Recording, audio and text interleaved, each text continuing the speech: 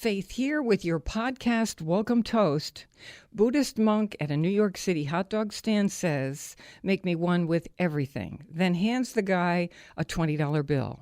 The seller pockets the 20. Monk says, "Where's my change?" Cart guy says, "Change must come from within." Listen to our show in small bites or enjoy the whole thing. I got that sunshine in my pocket, got that good soul in my feet. I feel that hot blood in my body when it drops. It's great to have you joining the party on the Faith Middleton Food Schmooze, inviting you to eat, drink, and be merry. It's the 4th of July right around the corner, and we're going to talk with you about our stuffed burger ideas. We have lots of them. We want to talk about special hot dogs and what to do with those hot dog rolls that make your hot dog sensational. Shrimp rolls, we want to tell you about what appetizers would be fun, what to drink. Rosé goes with everything. My BLT potato salad. A burger, a stuffed burger I made up. I can't wait to tell you about. Okay, my treasured food buddies are here. Senior contributor Chris Brasberry and our senior producer Robin Doyon-Aiken. Hey, everybody. Happy 4th of July. Happy 4th of July. It's time for the shopping and the getting. And the fireworks. And the fireworks. I know, that is my favorite thing. Although I keep promising I'm going to go to Canada. We think that Boston is the most spectacular. In Canada, they have a kind of Olympics of fireworks. It's a world competition. People come from all over the world to compete. And these are fireworks like you have never seen in your life, I'm told. No idea. So we have to all do that someday. Food Schmooze road trip, another one. Okay. Can we get right to the stuffed burgers? Because these are so much fun. Chris, what's your idea for this 4th of July? You know, there's so many. I'm a straight up caramelize some onions. I like this first. already. Yeah, I caramelize some onions first, and then I take some bacon and I crisp it up, and then I fold that into my hamburger meat with a little bit of Worcestershire sauce, and that's my stuffed burger. Right, but Can we talk about, just tell me your technique for getting it into the burger. So when you say I fold it into my burger, how Logistics. exactly All right, so do yes, you do it?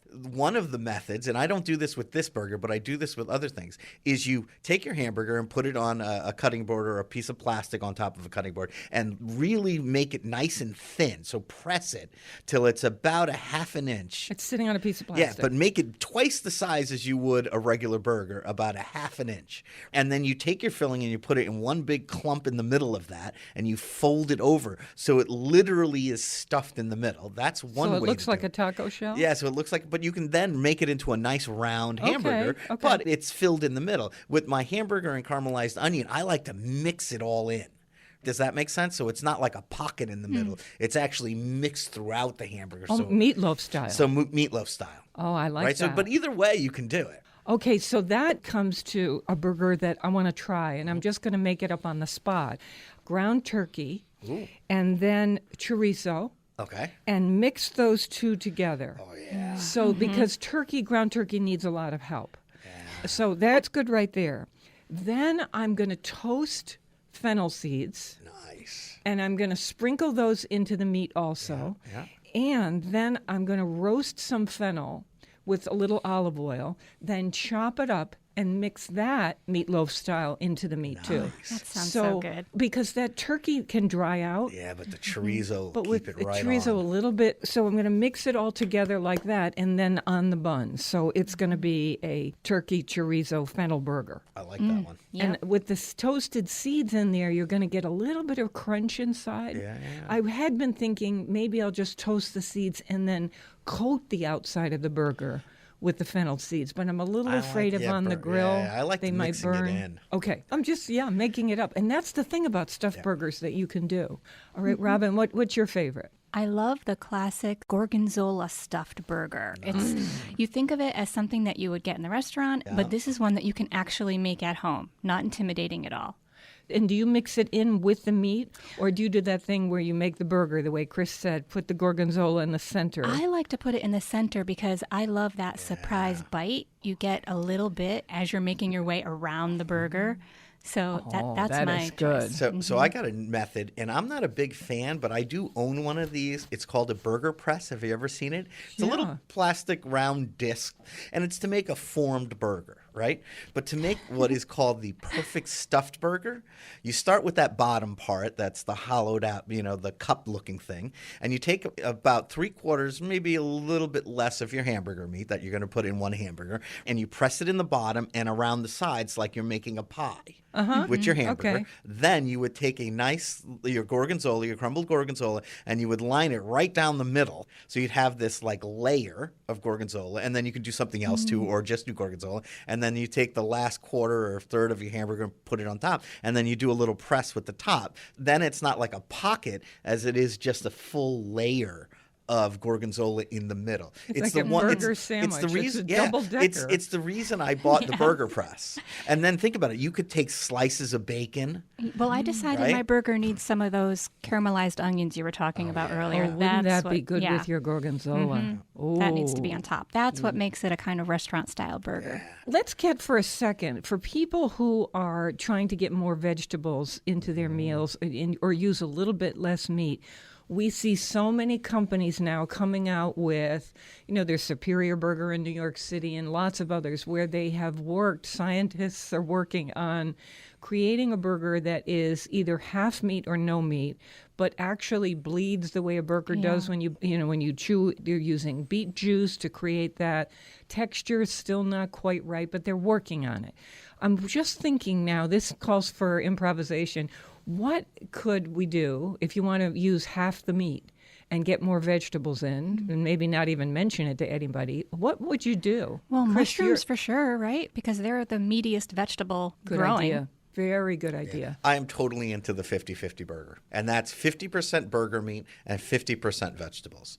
What vegetables would come to mind, and how are you treating them? So I treat my vegetables just like I treat my beef. I grind it. But if you don't have a grinder, let's just pick some vegetables that I think would go together. Let's do red pepper, onion, and some mushrooms. Take those ingredients and I would put them in the grinder and grind it with the meat if I was doing fresh. Or if you don't have a grinder, use a food processor. So you have your hamburger already ground. So if you bought store-bought ground beef, right, take 50% of that, and then you take 50% of vegetables that you put in the food processor and just chop up until it's nice and fine, and then you just fold it together. They're not cooked. You just leave them uncooked. Raw. Yes, raw vegetables. I've done carrots. I've done celery. I've done zucchini. I've done beets. It doesn't even matter, especially if you have a little hand grinder or a grinder you can attach to your KitchenAid. Then you can just send your vegetables right through the grinder, right into the bowl with the ground beef, and mix it right in. It's a great way to sneak your vegetables in if you have kids.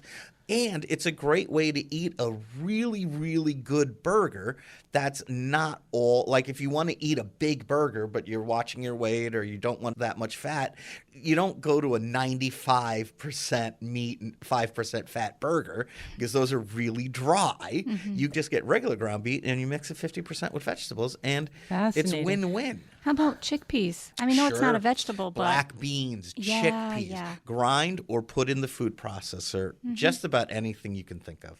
Yeah, you're on your way to a vegetarian burger. Remember on the show years ago, we had a competition here, and we all tried making vegetarian burgers to see if we could come up with a texture that was pleasing. And we used lots of techniques. We used nuts because they gave you that feeling of chew. We used every kind of vegetable imaginable. I used an Indian masala sauce to flavor the chickpeas. It was really fun. That was fun. And that's how I got to this. I got to this because every time I eat a good veggie burger, I keep thinking, you know what would make this a little better? Some ground beef. But what is it you're looking for with that ground beef? It's the flavor. Yeah. It's not the chew, because we've created, and especially yours, because I remember yours had everything texturally that a hamburger has. It's just missing the meat. It's like it makes it that burger taste. essence. Yes, that taste. And you don't need a lot of meat. Remember the guy who was on the show who was talking about chili with us? Yeah, Rob Walsh. Walsh. Sure. And he said that little trick where he said if you're making a vegetarian chili and you put something yeasty in it, it tastes exactly like it has meat. Was he talking about Marmite, the jars of Marmite? Yep. So you put a little bit of some kind of yeast that's in a jar and into the meat or the vegetarian stew, and it somehow mimics the taste of beef. So anyway, we'll see. So we're celebrating the 4th of July here on the show. I'm with Robin Doyen Aiken, Chris Prosperi.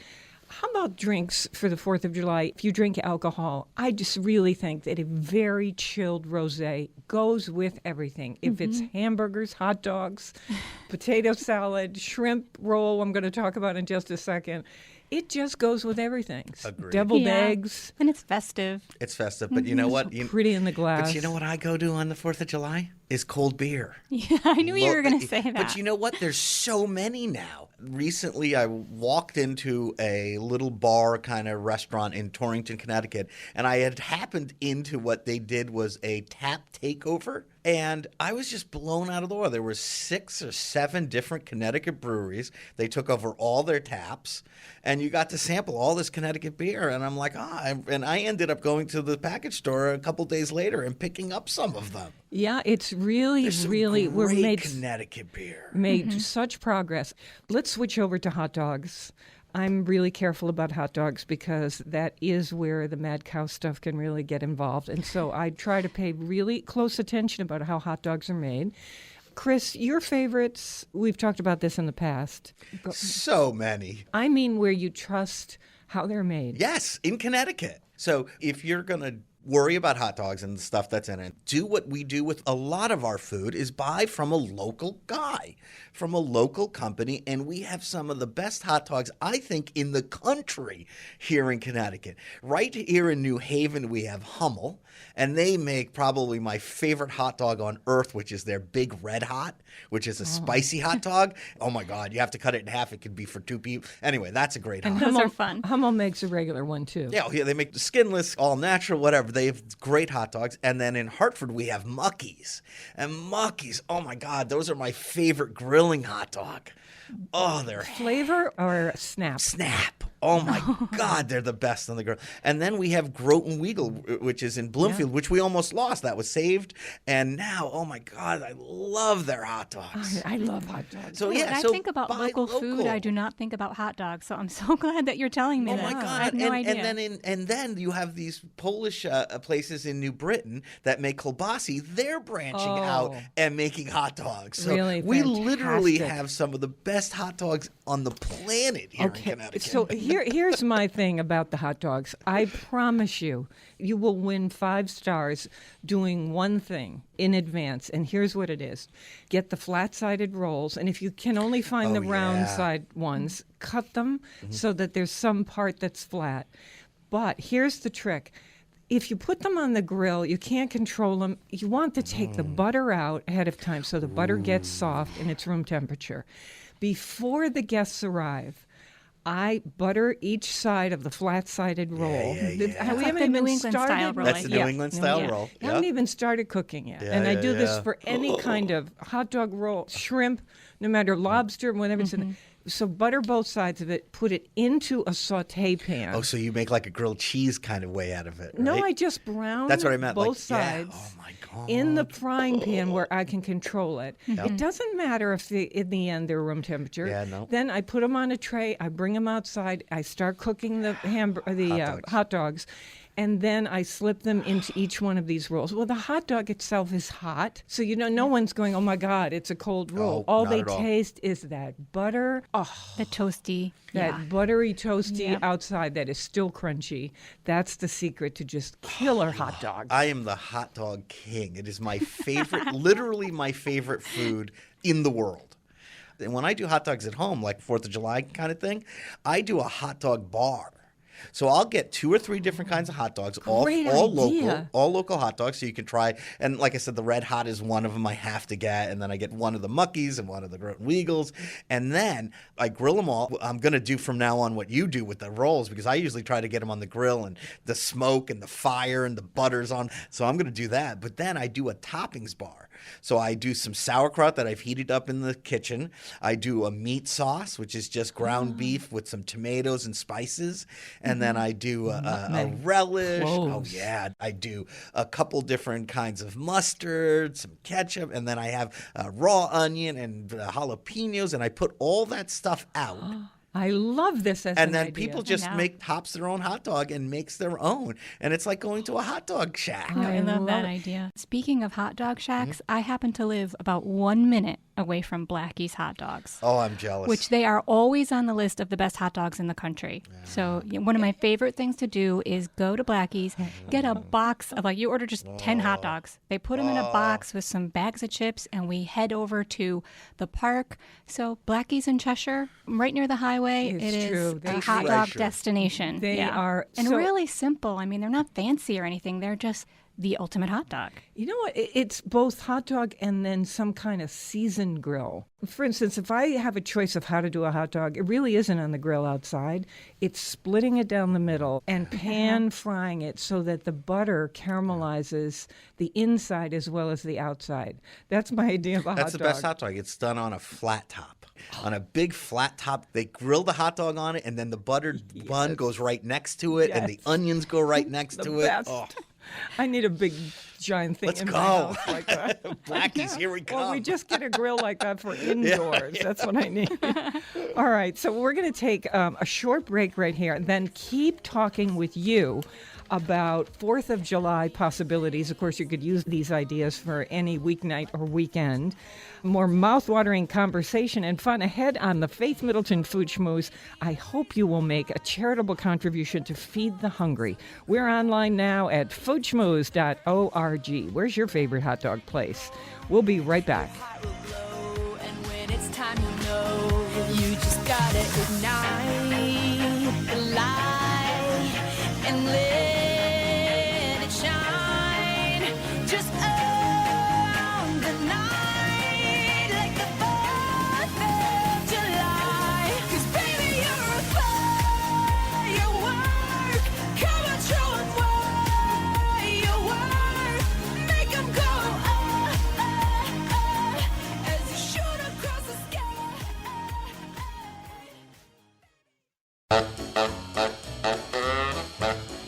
Beans and cornbread.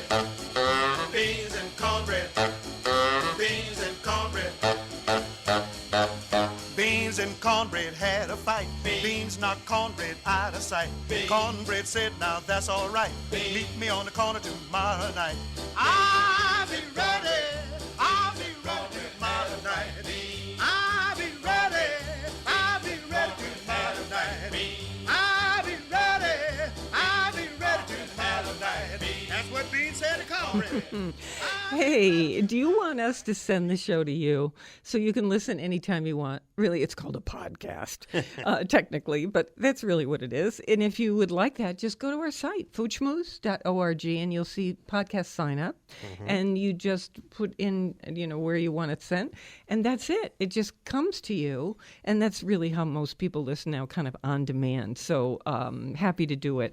I am with my treasured food buddy for this segment, and that is wine broker Mark Raymond, who lives in Wethersfield, Connecticut. And he's got a wine that we've talked about on the show before, but we think is so perfect for this 4th of July celebration, and really throughout the entire summer and winter, by the way, because we're drinking rosé now. This is a dry rosé, pink in the glass. This is the bargain of the century, and it is one of the best rosés I've ever had, and it's $10. $10. It's Go a ahead, great tell deal. me, tell me. So the name of the wine is Finca El Origin, and it's Rosé of Malbec. It's the 2016 vintage, fresh.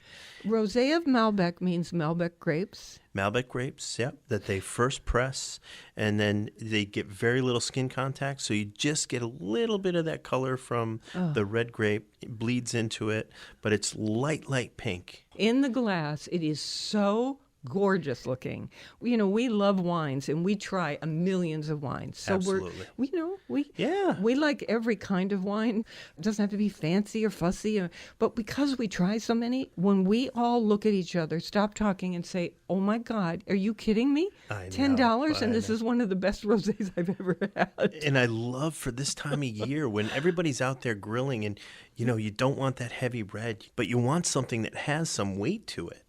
And that's what this Rosé of Malbec Richness. has. It has some richness, and it can stand up to beef and Hot pork dogs and and lamb on the hamburgers and grill and hamburgers. grilled food. Yeah, absolutely. Grilled chicken. Oh, and All that this good thing I'm stuff. going to talk about, this Exactly.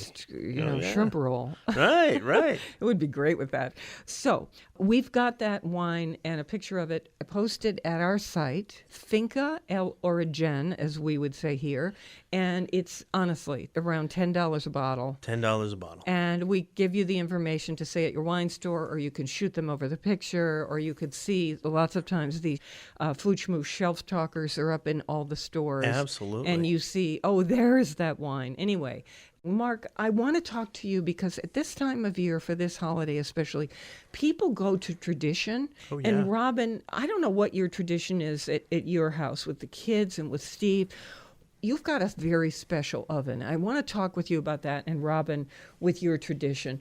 But I wanted to just give an idea for a food, a choice. If you're not doing hamburgers and hot dogs and all that, and you don't want to do the lobster roll, which can be very expensive, or you just say, oh, I always do that. I'd rather go to a place and have it there. Right. It is so easy to make a roll that I make at my house all the time. A corn, shrimp, and bacon roll. On occasion, I add That sounds chunks good. of That sounds avocado. delicious. Again, the New England flat-sided roll.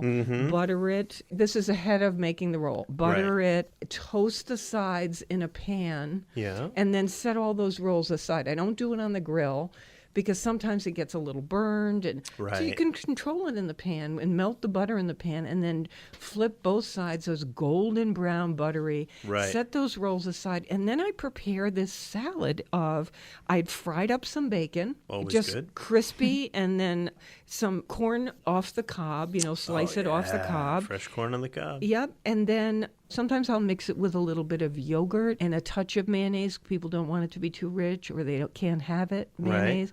Other times I will mix it with regular mayonnaise, salt and pepper, a little bit of, toss in some chunked avocado, the corn, the shrimp, and sprinkle it with bacon, or toss it in. Red onion. A little, that's it, a little red Yeah. onion, or sometimes on the top at the very end before serving, just dice up some chives Yeah. and sprinkle it right across the top. That corn, shrimp, bacon, maybe avocado roll is really, it's a That delicious thing. sounds awesome. It's a delicious thing. That sounds, and that rosé would be perfect with it.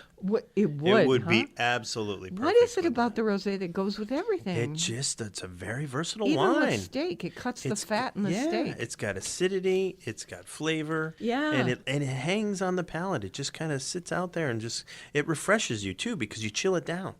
So, Robin, what's your tradition at your house? Is there one thing you do on 4th of July weekend? If we don't do the chowder, everybody's going to be mad. What We always smoke something, and then we Ooh. also grill. So we'll smoke ribs usually with, Steve makes an awesome barbecue sauce with plum. And, nice. Yeah, and it's got some heat to it actually Oh, too. yeah. So we'll do like a plum barbecue sauce, and then like a traditional really, you have a smoker? we have a little smoker, and It's the best. I know. Was it hard to learn to do? I've never smoked anything. Well, there is a little bit of a learning curve. I can't say that the first few times we used it, we would time things and say like, oh, this is going to be ready in like 8 hours. It's going to smoke for 8 hours. And then, there were some times at like 10:30 at night, Steve was still going out to the smoker and being frustrated because it wasn't ready yet. Or, you have to keep the temperature at a certain that's the level. toughest part. Yeah. Yeah. So the temperature. once you do it a few times, like give yourself a whole summer to learn how to do this right. And then Yeah. that next summer, it's just all You're a good, smoking goody. And queen. Oh, okay. Oh, yeah. That sounds good. Take it right into the fall and the ribs. winter too. Now I want ribs. Now it's in my mind. Okay. I just have to say the word ribs to me, and I think, oh, that's one of the best things. Oh, I know. yeah. Now, to go to your tradition, Mark Raymond, Mark has a wood fire oven that he's built into his man cave. in the garage. It's a gorgeous man cave, by the way. Go ahead. Tell me what this is and All how it right, was so done. the traditional Argentine barbecue is a wood-fired grill. They call it a parrilla. It's an open pit with, a chimney and then a grate that actually is on a crank. So it lowers, the grate can go down really low to the coals or start up really high. Did you buy the whole unit? The metal parts I brought back from Argentina, but you can get those online now if you look up parrillas, and I think there's How do you spell that? Parrilla, parrilla. Parrilla. Parrilla. Okay. So you've got this this open pit. You start by making the coals, and you never cook over the flames. You let the wood burn down. So this is wood charcoal? Wood. Or You could use wood, or you can use wood charcoal, whichever you what prefer. do you use? I use actual hardwood. I use maple, oak.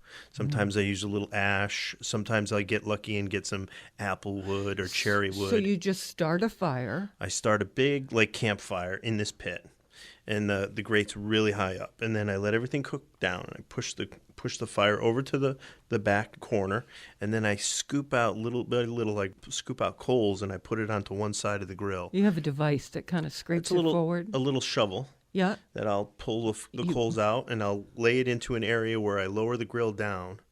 And then I start at one level, and as the meat progresses and cooks, I start lowering, and get it farther down by the fire.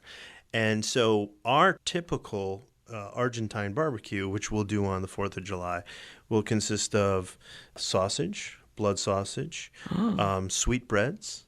Sometimes, if we're lucky, we have a little entraña, which is the skirt steak, and then we do beef short ribs.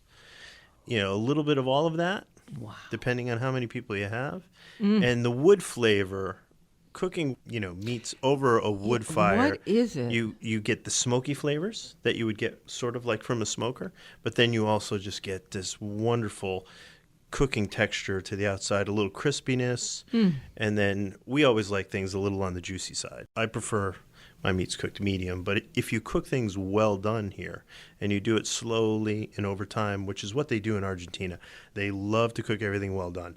But that's the only place I've ever eaten well done meat where I actually enjoy it because it's juicy. Here, when we cook well done, it's like shoe leather. Yeah. And I'm sure there are people that can do it here, but it's really interesting. I think it has to do with the marbling of the meat down there as well. Oh, yeah. Yeah. There's something about a steak cooked over a wood fire that so is delicious. unbeatable. I mean, charcoal is a wonderful thing. Sure. But really over wood is, if you haven't tried this, there are restaurants that specialize in this. I would say encourage you to try it at a restaurant, and then you can decide if you want to do it at home. You certainly can make a wood fire in a Weber grill. Absolutely. So you don't have to have this amazing thing that Mark has at his house. My brother-in-law, Bruce, I had a ranch in Colorado, and he had this old school, with a crank. Sure. And he would do his steaks, and everybody in town practically would come because Bruce was going to do steaks. He would walk all over the property and gather up cottonwood branches. Ooh. And apparently there is something about cottonwood as a wood fuel for steaks you're doing that is astonishing. I had these steaks and they were like fall to your knees delicious. Oh, wow. Yeah, so you can now in this world we're in order kinds of woods online. And so if anybody wants I'm going to have to look branches, that up. Yeah. What about grapevines? Don't people sometimes tell me how that works? The vineyard they take in the early spring, I think it is. They go through and they cut everything back. And instead of throwing it away, now you see they're cutting it up and they're using it for fires, using it for fuel, and then now cooking with them, with grapevines, which is kind of cool. Yeah. That is really cool. I haven't experienced it, but I've seen it on video. I definitely want to try that. Yeah. I forgot to tell all of you that I wanted to do a fire pit, and that can be an expensive venture. And I thought, wait a minute, I don't even know if the fire pit's going to be my thing. Right. So I want to try it. I thought, what could I do? I bought a Weber. There you go. Kind of a decent size one. Took the legs right off. Set it on a pad of bricks. Yeah. Put bricks all around it. And my gosh. threw wood into it. Put chairs all around in a circle, and there you go. I have an instant fire pit. There you go. You know how you hacked one. Yeah, I hacked one. Yeah, and you know how the ash comes out the bottom and everything. It's perfect. Nice. Yeah, it was like Well done. $99. I love it. A few bucks for the bricks. Yeah. Bricks are cheap. Come on. Yeah. That is hysterical. So on a cool night, we're all set. Or on a real mosquito-y night, Yeah. It's just pretty to look at. It's about like 4,000 degrees, not exactly what you want to do. But if you want one for when it starts to get cooler. I love it. It's a I great love way it. to try to see if you like it. Cool idea. So what's your go-to dessert for 4th of July? Well, my wife makes an amazing flan. Break out the dulce de leche and whipped cream and put it right on top of there. And, it's perfect. What's the secret to her flan? Do you know? She puts it in the double I feel boiler. like Yeah. Jim- that Like I sounded- make, yeah. No, that sounded I've just like watched- Jiminy Glick. What's the secret to her I watch flan? her a lot, but I never got it. No, she puts it in the double boiler. She uses eggs. Sometimes she'll put cream cheese into it, and that just makes it a little bit more fluffy. Wow. Good stuff. A lot of French chefs are discovering that. Yeah. No, they are. They're late. Asking people to bring over suitcases of it so they can Really? use it. Yeah, there's no cream cheese in France. Oh, I didn't know Yeah, that. they bring the Philadelphia, they call it. Philadelphia. Bring the That's what they call it in Philadelphia. Argentina. They call it Philadelphia. Like it's I'm a delicacy. That's cream cheese. Yeah, but it's Philadelphia. Oh, okay. Yeah. So one of my favorite things on 4th of July is potato salad. And I just love to do a BLT potato salad Oh, yeah. where I use iceberg lettuce and chop it up. And because it's got a real body to it and crunch to it. Right. Do the regular potatoes with a regular mayonnaise, salt and pepper. And then I throw in tons and tons of crumbled up crisp bacon that I've, made. We love bacon. Yeah. I mean, you have to make at least We do love bacon. and then cherry tomatoes cut in half. Oh, that's So awesome. it's a real BLT potato salad. And then you could do red potatoes or whatever potatoes you normally like in your potato Yeah. salad. And so you take bites of the, what's coming up in the fork is a piece of potato and the salt and love pepper, that. mayonnaise, and a little bit of It's cherry refreshing, tomato too. and a lot of bacon. And if you want, you can put in some red onion because you know how potato Yeah, salad yeah. needs a little bit of red onion. Yeah. So you can. I put red onion on my BLT. So have some fun. Yeah. You do? Oh, yeah. I love it. Oh, wow. I I've love never red done onion that. on everything. Mary doesn't love it, but No. she doesn't love No, Mark she putting the doesn't onions care. on a BLT. But No.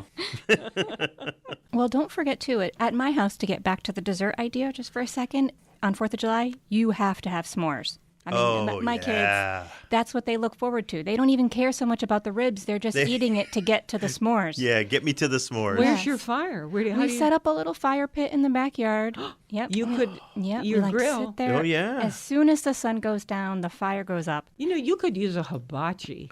Absolutely. Make a little wood fire pit. It's one of my all-time favorites, the hibachi. The hibachi is You the put it in the best. back of the car. Back of you the car. take it to the beach. Yeah. Remember the little Oh. parking places that you would have? Oh, yeah. That you would pull off on the side of the Yes. road on the way to the beach? Yeah. I had Oh, a my God. hibachi in my car forever. It's totally And the funny thing functional. was, you'd have to sit there and you'd have to wait for it to cool down before you could actually drive away. Oh, I know. So And the conversations, you'd play hide and seek with your brothers and sisters. people come wandering over. Oh, yeah. When you're on the beach, Good what are you stuff. doing? We're making a fish.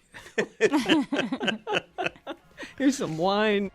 We have more 4th of July celebration coming your way here on the Food Schmooze. We love the local. Please support your local food growers and food makers. And for on-demand podcast delivery of this show every week, go to foodschmooze.org. And we'll be right back. When I'm to the town, just once. You got the nerve to lift me higher. When I'm to the world's lost, when I'm to the fireworks go off.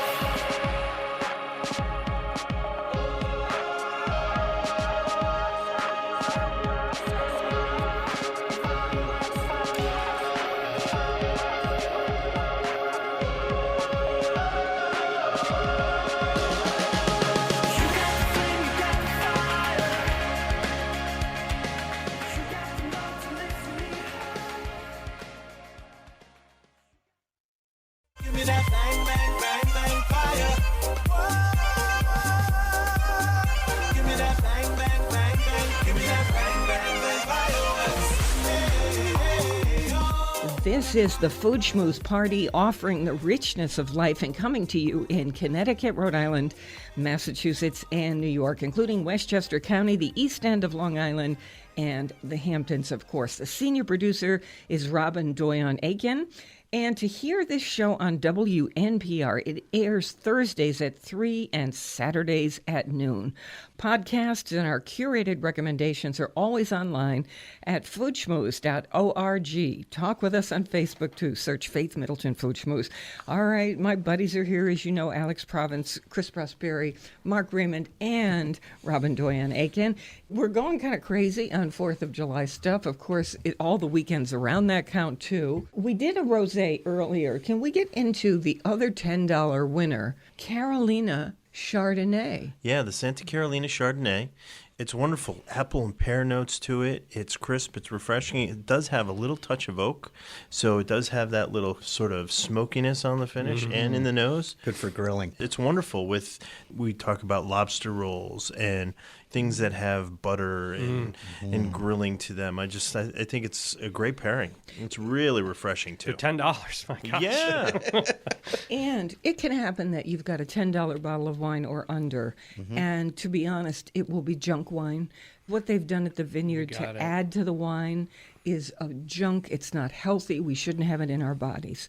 But for some of these places that make wine in other countries, I mean, I'm not saying every American producer does that. That's not the case. No. But you do have to think about it. And so a good rule of thumb is when it's really low price, I start looking outside the country because they have rules that you can't do this. And the land in Chile is so perfect for growing grapes, but so inexpensive. Instead of being like, $1 zillion for an acre of Napa land, Chile is beautiful, pristine land, and it's affordable. So these wineries from around the world are going there. They use state-of-the-art technology and producing really clean, wholesome wine that's delicious to drink. Yeah, gosh. absolutely. Great value. And it's hand-harvested. Hand-harvested, still family-owned winery. The one thing I will say about this wine, this is a good wine to pair with many things.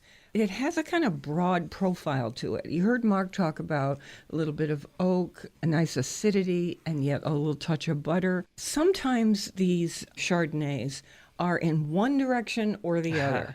And so they go with a particular thing, the lobster roll, an actual lobster, because it matches the butter. This one has a broad personality. More versatile. And It's approachable. So you could just stand around and drink it because it's a lovely thing to do. And you make an interesting point. Sometimes you can taste a wine and it just seems out of balance. It's either too much fruit, too much acidity. Becomes an acquired taste for people. This is a wine that just has great balance all the way through. Yeah. It's just got a little bit of touch of everything. When you're doing a party, you have to get wines that everybody's going to like. It's fun to have special wines for special friends, but when you're doing a big group of people, you're in plastic cups, you're outside, people are talking, they're drinking. It's not the time for something super special because you're going to leave and you're going to find the cups half full later around. Oh, that's so sad. You need a broad appeal wine. You need group-friendly wines for sure. I think that's the hardest thing sometimes, is to find something that everyone will like. Right? Well, that's it. That's neutral and nice. Yeah. So Not too expensive. If you go to our website, you will see this wine, you'll see the label, our remarks about the wine, a picture of the label. You could call up the wine store and make sure it's on the shelf. And if it's not, they'll go to the distributor, look it up in the book, and they should have it to you within 24 hours, Mark. Absolutely, yeah. Very good. Can we do one more wine thing? So many years ago when we first started the Food Schmooze, a man called in and he said, I have a wonderful tradition that comes from my family.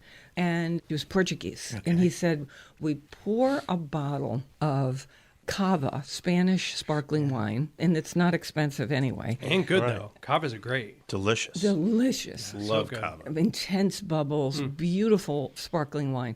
And he said, you just fill this big stainless steel bowl up with your favorite fruits. You just chop it all up. Like put it in there, strawberries blueberries, strawberries. Put it all in, and then you pour in a bottle of this sparkling cava. And then he said, you put a plastic wrap over the top of the bowl and stick it in the refrigerator. It stays in there overnight. Now the fruit is macerating. It is, absorbing the alcohol, almost cooking in a way and getting that beautiful texture. Then the next day for your party, you pull it out. And he said you can serve it with a ladle as bowls of soup that are a little wonderful because they've got that cava. And the fruit is just luscious, or you could scoop it over ice cream or cake. So refreshing. Yeah. It's a tradition in Galicia, well, throughout the north coast of Spain. So if you took that cava and then you blended it with a little lemon sorbet and a dash of cream, you'd make like this cava milkshake. And at the end of dinners, that's tradition. So you have this like flute with this creamy cava milkshake. That's your dessert. That's cool. Yeah, it's it's refreshing when you're like full. There's always room for cava. Exactly. In Argentina, what they'll do is they'll make a thing called clerico, and it's basically a white sangria. So they'll take that fruit salad that's been marinating overnight. Fruit salad, that's good. And they'll put a little bit into a glass and then fill it up with more sparkling wine. So it brightens it up a little bit more, and you've got a drink with some wonderful pieces of fruit in there. Wow, that's sangria. Yeah. I would White maybe even add fresh fruit on the second round. So strain out that fruit and use it for something, and then put the fresh cava in with fresh, pretty fruit. Less macerated. Why would you not want the fruit that's been poaching overnight in the cava? It'll taste great and be soft, but it'll lose some of its color. And then if you put like a fresh cut cubed apples or something, they'll be white and pretty. So you want to add to them That's what I would do. a mixture of. It's a good idea. Yeah. Okay, So you have the crunch. I'm not sure we are done with lobster rolls. I think because it's the 4th of Can you July. ever be? How wed are we, all of us? How wed are we to the traditional? The simple lobster roll, either hot or cold, Celery, with mayonnaise. the salt, celery, onions. Lots of lemon. See, I've always been a hot butter. Yeah, I'm a hot butter guy. buttered roll. I'm on Mark's side on this toasted. one. I can't do the mayonnaise cold one. Yeah, Just I mean, I can just- do it. I love I lobster. I don't like either it. way. I like the hot. I'm a hot butter guy. Yeah. Okay. That's my favorite. With a little lemon squeezed on top. Oh yeah. I want a lot of lemon. Or squeeze. maybe Yeah. like some Sea salt. crispy shallots sprinkled over the top. See, now here we're we getting go. away from Here the we go. traditional. See, this is what's interesting. dressing it up. I like to hear how people get creative with lobster rolls too, because everyone knows how to do a classic. Oh yeah. How do you? So now you're adding crispy shallots Oh yeah. on top of your A little lobster crunchy on roll? top of that, and yeah. This is on the warm one. This is on the hot buttered. Yeah. Okay. Oh, that's We'll call that interesting. the hot buttered. And you're crisping up the shallots in butter, I'm guessing? Absolutely. But those crispy shallots would also be terrific on the cold lobster roll that I like. I think they would. I think you it could would do be that. a little Absolutely. nice texture on there. When it's cold, I consider it a lobster salad. Yes. When it's hot, I consider it a lobster roll. That's There. that's That- where that's I the am. distinction Yeah, for me. that's Lobster right. salad is on like a bed of lettuce or Yeah. something. Or it could be in a roll. It could be in a roll. Lobster salad sandwich. I love the classic because it's so good. However, I like to fool around. So I like to do the cold lobster roll, with the mayonnaise and the salt and the pepper. And sometimes I don't even put celery in. But I do at the end like to sprinkle on crumbled bacon. On the Yeah. top. What's good. not good with And bacon? sometimes I like to put fresh corn kernels Oh yeah. into the salad Oh, yeah. mixture. Oh, into the mayonnaise lobster one. And salad I'll tell you what, mayonnaise. you take some fresh corn off the cob and you put that in with the hot buttered lobster roll. Now you almost got yourself a little So I was lamb bake thinking- going on there. What Robin was saying, Yeah. without the bread, imagine taking just an iceberg lettuce leaf and making like a little burrito, Yeah, maybe with Yeah. like an an Asian sort of avocado. roll out of it. Oh right? yeah, That's avocado. a good Avocado idea. sliced in So it's there. the salad, it's healthy, no carbohydrates. Yeah. A summer roll. A summer roll. Okay. And that's gluten free. Yeah. Am I the only cabbage one that leaf. likes to not make the lobster roll? You like to go to a place. Yeah, what's the one at the end of the dock in Clinton? Yeah. Down like a little side street. He's but Italian or something? It is by far just sitting there. It's on Liberty Street. Yeah, smelling in the Clinton. water. Yes. And it's just this outside shack, right? It's not much. Yeah. But He's got boy. he's got a little tent now. Yeah. When he grows things in his garden, you should hear him talk. You just want to weep. It's like a movie. So he is so particular about how he makes the lobster roll, how the butter must be clarifies it, cooked right? in the pan. He clarifies the butter. He said, "Oh no, we do not." Just melt butter and put. He said that's not how it's done. He said you must have the finest butter. when you put this on the roll. I mean, this is And the it guy is here. so good. And like maybe on it's not just the Seinfeld. lobster roll. Maybe it's the place, too, right? Because you're sitting it's- right on the yeah, water. Oh, plastic yes. chairs. Plastic and- sea chairs. air. Yeah. And it's always busy. You're yeah. always waiting a couple minutes to get in there to get a But table. you get to or- bring your own wine Yeah, or or beer beer. or Yep. lemonade, whatever Yep. you make. Yeah. You can even bring sides if you want. He offers some sides, but you can bring your own. So that's a good thing to do. Is anyone making sun tea? Does anyone still make sun tea? We used to have it as a kid. It used to be in a jar out sitting on on the the front porch. porch. I don't know. I don't think do I it. see it that much anymore, It's right? gone the way of sun in. Yeah. All right, so does anybody go out for this Italian place we're talking about in Clinton, down by the dock? He also cooks sausage and peppers. Oh, yeah. Okay. And we'll make you, because that's that's fun. kind of a holiday. Yep. For your non-seafood eaters. I usually That's pretty order good, too. that at some fair. You know, the sausage and peppers on that grill for 100 years. Yeah. Just fantastic. Yeah. The It's- bread soaks it all up. Sometimes the it's juices, so good. little provolone cheese on it. You There just you have go. to go to the gym for two days after. All that Summer, go sweat. walk on the Oh, beach. the Yeah, price go, we I got. agree, The Robin, bread is right? just go absorb walk the on fat. No, just go walk on the beach. How about a batch of whole belly clams? Perfect for I'm this a time big of year. clam 4th of fan, July. Yeah. I love with Clam tartar shacks. sauce.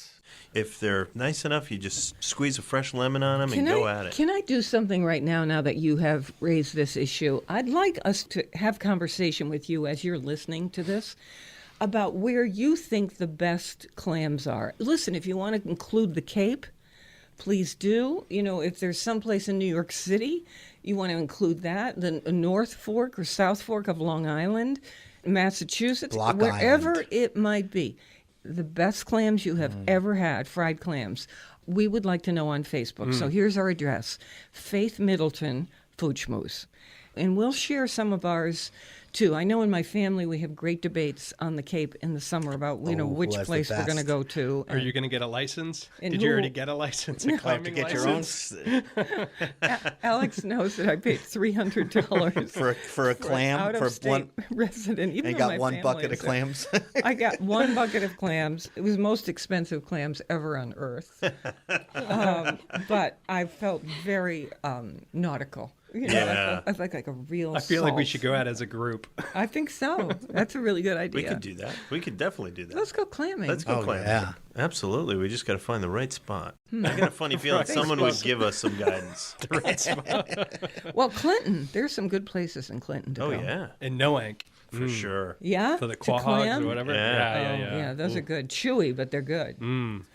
Stuffies. Make stuffed clams. Oh, I love those. I love stuffed clams. Oh, a little But you chorizo. have to make them yourself. You know, yeah. the ones you buy Too much in breading. places. Oh, and too much sodium. They're don't- loaded with they sodium. How don't about get it. Casino? Does anyone remember Oh, that Matt one? loves those. love With a little Sam's pepper Casino. and bacon on one little piece Yeah. of bacon Yeah. on top, broiled. Who Yeah. doesn't love that? I don't Ford's see it makes- that much anymore. Ford's makes Really? them. Yeah, Mac orders it every time. Where's Ford's? in Noank? And no Yeah. one. See, I got to find these places because Oh, I you- haven't had we'll go clam- together. I haven't We'll had go. Clams Casino in a restaurant in years. So old It used to school. be every restaurant had them. Delicious. bacon on top. It is heaven on earth. We could make them. That goes with using our broiler. Absolutely. Remember in the winter we were using our broiler? That goes with it. I tell you, my mom's rice and clams is still the best clam dish I've ever had. I I love can it. never recreate it like she can. It's rice and clam broth and Paella, I think right? I've put the recipe up once before, but she can just, they make it in earthenware classically, you know, like Yeah, stoneware yeah, you yeah. find in Spain or Portugal. Will and the she rice make is so it for clean. us? I think mine's good, but hers is,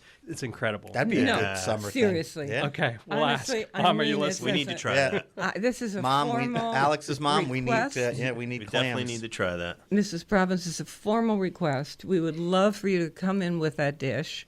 I've been hearing about this for so So long. good. This is Oh, can't wait. yeah. There's so many things. See, the holiday weekend is so much Summer. fun. Okay, the water's warm. Fish are jumping. Snappers are on their way. Yeah. You I'm buy the catching 'em small, this year. yeah. You get the small ones Yeah. whole. You get them already cleaned, Yeah. and then you just take a knife and slice down on the outside. This is whole. And then I just take a little ginger and scallion and garlic, and I put it in those slits. Oh, like Asian. And I throw it in a bowl with some lime juice and some cilantro and a little bit of oil, and you let it sit in there for a little bit, and then I throw them on the grill whole. Oh my God. It's just So these are heaven. the Snapper Blues? Yeah, the small ones, right? Wow. Yeah, The and little just baby the little ones. baby ones. And, Silver. oh my God, they're heaven. Oh, and then that you just sounds pick, amazing. Then you just pick them. Use your hands. You don't get even, them at the fish market. Yeah, you get don't them at catch the. them. No, I'm not a big fisherman, but yeah, They're easy to yeah, catch. Yeah, then you should catch them I'll and bring catch them them, to I'll us. bring 'em in. Yeah, All right. I'll cook them. It's a So deal. good. All right, well, this was Well, really we've got the fun. menu planned out for the I summer, think don't we? we're- Yeah, we do. That's the thing. We say it's for 4th of July, but really it can be for any weekend. summer all the long. time. Exactly. All right, we're on WNPR Thursdays at 3 and Saturdays at noon. Weekdays, listen for my 60-second food schmoozes. Our slogan, never eat more than you can lift. In New Haven, I'm Faith Middleton.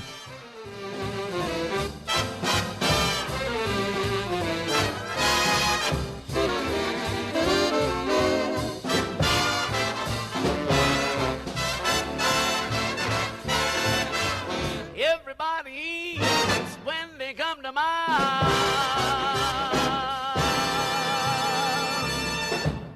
Thanks for listening to the podcast on your schedule. And when you need a little party in your life, we're here and online all the time at foodschmooze.org. And of course, also on Facebook at Faith Middleton Food Schmooze. See you there.